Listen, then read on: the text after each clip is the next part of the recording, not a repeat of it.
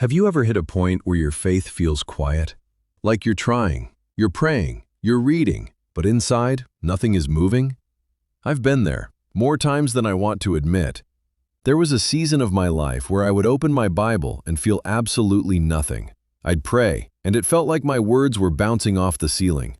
Meanwhile, life kept happening. Work stress, burnout, responsibilities, exhaustion. And part of me started wondering, is God tired of me? Did I do something wrong? But here's what I eventually realized. Spiritual dryness doesn't mean God is gone. In fact, it's usually the exact opposite. Dryness is often God inviting you deeper, even when it feels like silence. So I want to share with you a simple 3-step plan that has pulled me out of those seasons every single time. No pressure, no guilt, no unrealistic expectations, just a real process that works. The first step is this: slow down before you try to fix anything.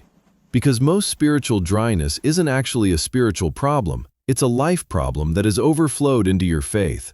Think about it. You're overwhelmed, you're tired, you're constantly scrolling, you're dealing with burnout, distraction, stress, or even just emotional exhaustion.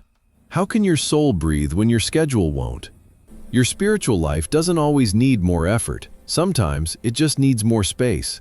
So for 7 days, try this. Turn off your phone for just 10 minutes a day. Take one quiet walk with no earbuds. Take a deep breath and let your shoulders drop. Don't pray fancy prayers. Just talk to God like you would talk to a friend. Give your soul room to breathe again. Because sometimes it's not God's silence that's the problem. It's our noise.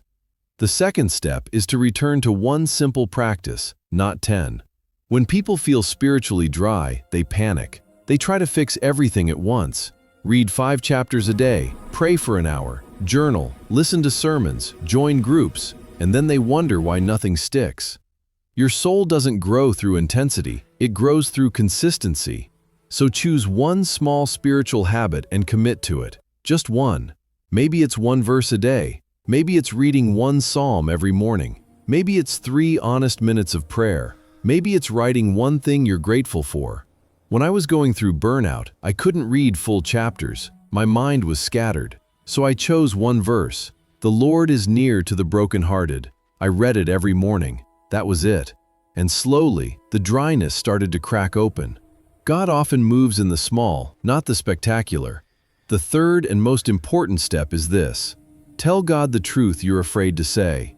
We've learned how to pray polished prayers, but deep down, we're carrying real fears, real doubts, real exhaustion, and we hide it from the one who already knows. Breakthrough usually starts with 1 raw sentence. God, I feel empty. God, I feel far from you. God, I don't know what I'm doing right now. God, I want to feel you again. God isn't waiting for perfect words. He's waiting for honest ones. Honesty opens the door for God to meet you where you really are, not where you pretend to be. And when you pray like that, something shifts. Dryness stops feeling like distance and starts feeling like an invitation.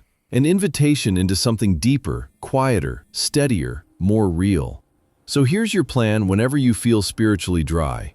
Slow down. Choose 1 simple practice. Be honest with God. That's it. Spiritual dryness isn't failure. It's a season, and seasons change. So try 1 step tonight, just 1. Give your soul a little space, a little honesty, a little consistency. You'll be surprised how quickly a spark turns back into a flame.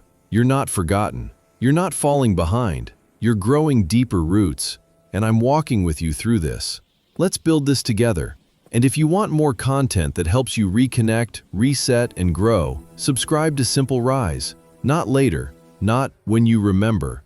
Subscribe to Simple Rise today so you have a space that pulls you back when life gets loud and your faith feels quiet.